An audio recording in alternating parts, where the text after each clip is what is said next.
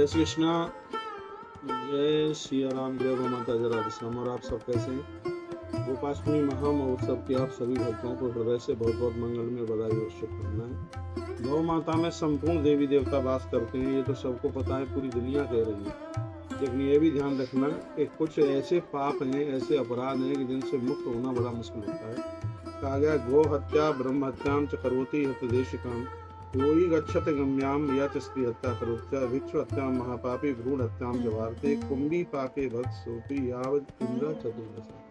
जिन्होंने भ्रूण हत्या करी है, ब्रह्म हत्या की है और जिसने गो हत्या की है, जब तक इंद्र का शासन 14 मनवंतर तक रहता है तब तक उस व्यक्ति को नरक भोगना पड़ता है। इसलिए हम इस गोपाष्टमी के समय पर बड़ा हाथ जोड़ करके वंदन और प्रणाम करके कहना चाहेंगे, गाय को दुत्कारो मत, उसको कष्ट मत दो, अपने आप को पहचानो, अपने आप को समझो और गौ माता के साथ में जुड़ो। लक्ष्मी रिया लोकपालानम धेनु रूपेण संस्थिता, स्वयं माँ भगवती लक्ष्मी गाय के रूप में इस धरती पर विचरण करती है। स्वयं शक्ति भगवती गाय के रूप में आकर के विचरण करती है।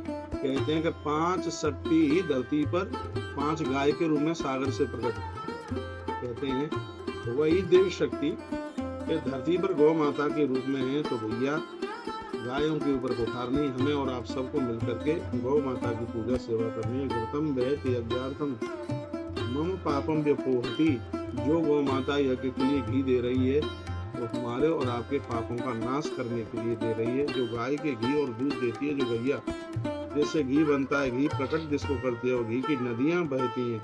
तो सदैव उनके घर में कितनी सुंदर बात कही, यज्ञ भगवान उनके घर में वास करते हैं जिनके घर में गौ माता का घृत, गौ माता का दूध, गौ माता का दही, जिस घर से एक रोटी एक चंदिया गौ माता के लिए निकलती है, संपूर्ण देवी देवता वहाँ उस स्थान पर आकर के वास करते हैं। तो मैं आप सबको कहना चाहूंगा, अब के बार ये 2024 की जो गोपाष्टमी है 9 नवंबर की है, ऐसा संकल्प लीजिएगा कि हमें गौ माता के लिए कुछ न कुछ निकालना है। अपने छोटे बच्चों से उनको वंदन पूजन कराइए, परिक्रमा कीजिए, गौ माता की पूंछ अपने मस्तिष्क पर लगाइए, उसके जो खुर हैं उसकी चरण धूल अपने माथे से लगाइए। कल मैं निवेदन कर रहा था किसी ग्रंथ से, गौ माता की चरण रज उड़कर जिसके माथे पर लग जाती है उसे 68 करोड़ तीर्थों में स्नान करने का तत्काल फल प्राप्त है। हरिवंश पुराण कल बोला। हाँ, कल बोला। तो इतनी बड़ी महिमा है गौ माता की। गौ माता के साथ में जुड़िए, गाय बचेगी तो हम और आप सब सुरक्षित रहेंगे। ऐसी गौ माता है 84 लाख योनियों में जन्म लेने वाले उस जीव में ऐसी गौ माता है जो ऑक्सीजन देती है और ऑक्सीजन लेती है। नहीं तो और प्राय लोग हैं वो ऑक्सीजन लेते हैं और कार्बन डाइऑक्साइड छोड़ते हैं। लेकिन गौ माता ऐसी है कि उसके पास जब आप बैठेंगे, पंडित जी, गौ माता की नथनों से जो वायु निकलती है, उसकी जो श्वासें निकलती हैं, वो कार्बन डाइऑक्साइड में नहीं तो ऑक्सीजन के रूप में। दमा जैसा रोग समाप्त हो जाता है गौ माता के पास बैठने से। इतना बड़ा प्रभाव है। उसका घी नाक में डाल दो तो माइग्रेन की बीमारी समाप्त हो जाती है। इतना बड़ा उसका प्रभाव है। त्रिफला में गौ माता का घी चाट लें तो रतौंधी समाप्त हो जाएगी, मोतियाबिंद समाप्त हो जाएगी। इतना बड़ा प्रभाव गौ माता का है। ये तो चलता फिरता एक तीर्थ, चलता फिरता ये तो अस्पताल। इसलिए सबको चाहिए संकल्प ले, हमें हर हालत में गौवंश को बचाना। आप सरकार के सामने हाथ फैलाते रहोगे, कुछ भी होने जाने वाला नहीं है। आप गौ माता के पालक बनिए। ऐसा नहीं है कि मुझे फ्लैट वाले और बड़े शहर वाले ही सुन रहे हैं। छोटी छोटी जगह पर जिन पर मकान है, जिनके पास में जो अपने आप में किसान है, जिनके पास जमीन जायदाद है, अब लाखों रुपए की भैंस रखते हैं, आप गौ माता भी रखिए जिसकी एक रोटी गौ माता के पेट में जाती रहेगी।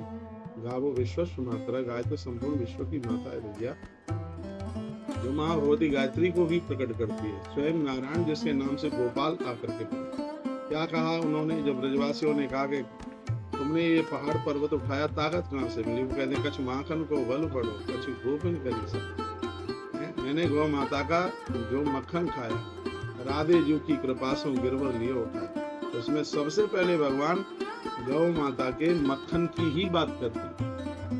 हर हिसाब से गौवंश बढ़े, इसके लिए हमें और आपको ये भरकम प्रयास करने चाहिए।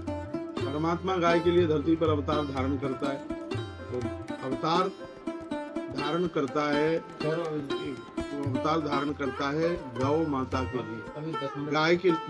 गाय के लिए वो जो ईश्वर धरती पर चल के आता है उसका नाम गोपाल हुआ है। और मैं तो यह कहना चाहूंगा कि पूरे देश से गौ हत्या का ये कलंक भारत माता के माथे से छूटना चाहिए।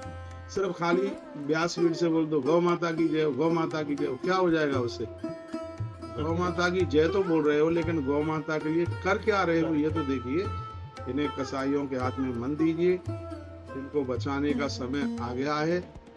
एक बार आप करके तो देखिएगा। मैं दावे के साथ कहता हूँ, आप 6 महीना गौ माता की सेवा कर लो, तो मैं सब कुछ ना मिल जाए तो मेरे ऊपर कोर्ट में केस दायर कर दो।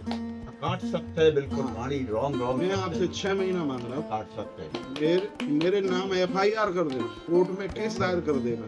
6 महीना तुम गौ माता की सेवा कर लो और तुम जो चाहो जो तुम्हें ना मिल जाए। हाँ, तो गाय को आप पशु मत मानिए, गाय को आप पशु मत मानिए, ये संपूर्ण देवताओं की माँ है। देवताओं की हाँ, हर देवता ने उसका आदर किया है, मान किया है। लेकिन ये दुर्भाग्य है कि देश में बड़ी बड़ी बात करने वाले पंडित जी, उनके पास गैया की जहरिया भी नहीं है। नहीं, ये बहुत कष्ट, बहुत परेशानी होती है। लोग आपसे जुड़े हैं, लोग बड़ी श्रद्धा से आपको वंदन प्रणाम करते हैं। गैया के गोबर में सगरे देवताओं की होने की सुगंधी आती है, उसमें दुर्गंध नहीं आती है। उसमें ये लगता है कि इसमें सगरे देवता ही बैठे हैं। भक्ति की साधना की सुगंधी उसमें आती है। तो गोपाष्टमी महामहोत्सव मनाने के लिए जा रहे हैं, आप मनाने के लिए जा रहे हैं, तो हम ये भी संकल्प लें कि हम गौ माता को घटने नहीं देंगे, हम गौ माता को मिटने नहीं देंगे। ये हमारी परंपराएं हैं, उन परंपराओं में गौ माता का भी नाम आता है। गौ माता के बिना तो कन्यादान पूरा है, गौ माता के बिना तो गृह प्रवेश में धरती की शुद्धि नहीं होती, भवन की शुद्धि नहीं होती। बहुत बहुत धन्यवाद। 2024 की गोपाष्टमी आप सबके लिए मंगलमय हो, मांगलिक हो।